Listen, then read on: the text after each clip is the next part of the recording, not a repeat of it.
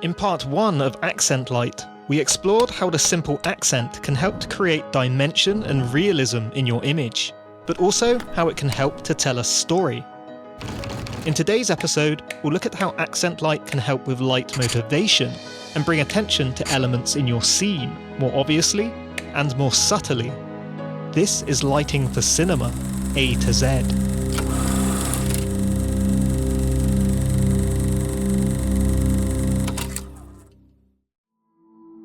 In this scene, our background and photo frames were originally quite dark.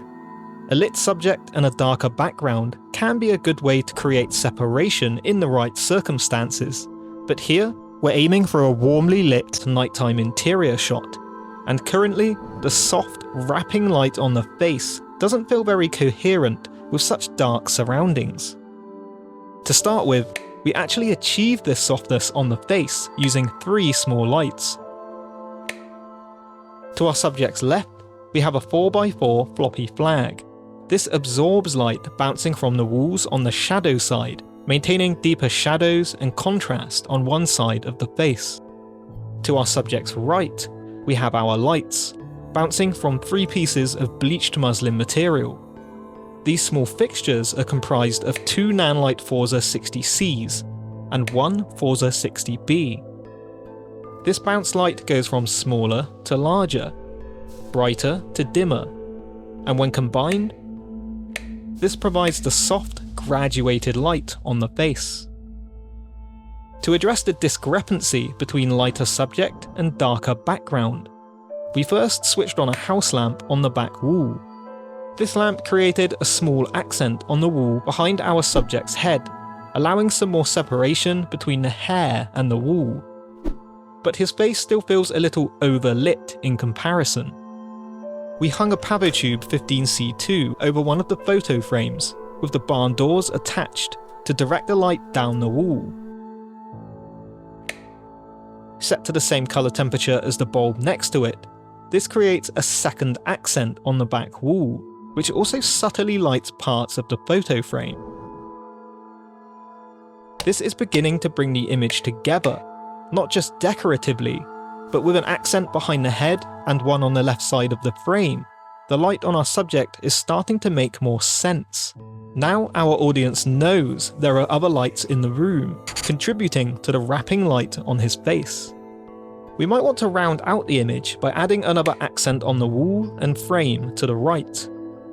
Another Pavotube 15C2 with barn doors, set to the same colour temperature as our other lights, completes the image, contextualizing the light on our subject, but also creating possible points of interest in the shot. If these portraits somehow inform the story or even the feeling of the scene, accenting them will help to convey this, and depending on the lighting tools we have access to, the shape, quality, or brightness of our accents can also be changed, making the simple accent light a very useful technique. This lounge shot was lit relatively simply. We screwed a Nanlite Pavobulb 10C into the background lampshade and turned it on. Set to a warmer colour temperature, this practical gives us a base for how we can light the rest of the image. To represent the way our eyes would pick up light from the lamp bouncing all around the room, we set up a boom arm in front of our subject and attached a length of bleached muslin material using spring clamps. Into this, we bounced a Mixpanel 150.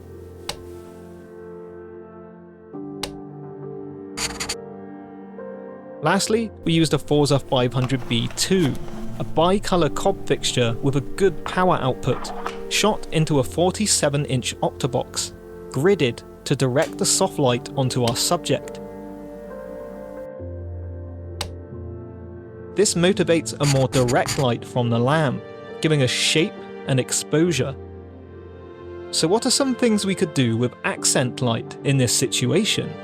Well, the right side of frame feels a little dark, so maybe we could subtly bring some areas up without affecting too much of the mood we've already created. We hung a gridded Pavotube 15C2 on a boom arm and directed it over the fireplace to fall onto the wall behind our subject's head. We set the power of the tube to a similar brightness as the light spilling from the lamp, implying there might also be another lamp or light somewhere else in the room. The chair is disappearing into the shadows on the right side of frame, so maybe we could add another subtle accent to bring it out slightly from the dark. A second gridded Pavotube 15C2 on a small boom allowed us to boost up exposure on the chair, just slightly, separating it from the darker background. You might have also noticed the book on the arm of the chair. This may be an important element to the scene, something we want our audience to notice on some level.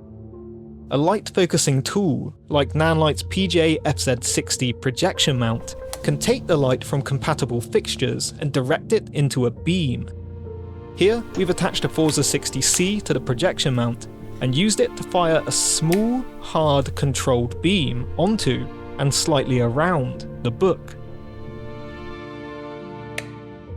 This creates a very subtle pool of light, giving our audience an indication that this object is important without being too obvious. And whilst we wouldn't be expecting the book to be casting this hard shadow if the rest of the shadows in the scene are soft, it blends into the scene enough to not be too consciously noticeable, lending to the subtlety of this accent light. Switching all of our lights off except the accent lights, you can see how we picked out certain elements of the shot and highlighted subtly. If you'd like to learn more about recreating daylight, check out my course over on shopmoment.com, which teaches you about the way daylight works naturally in terms of both quality and colour, demonstrating how simply having the knowledge of these qualities will allow you to translate them into an image lit with intention. Next time on Lighting for Cinema A to Z, we'll be looking at backlighting and the different ways we can use it to not only separate the subject from the background, but also creatively inform story or feeling in your image.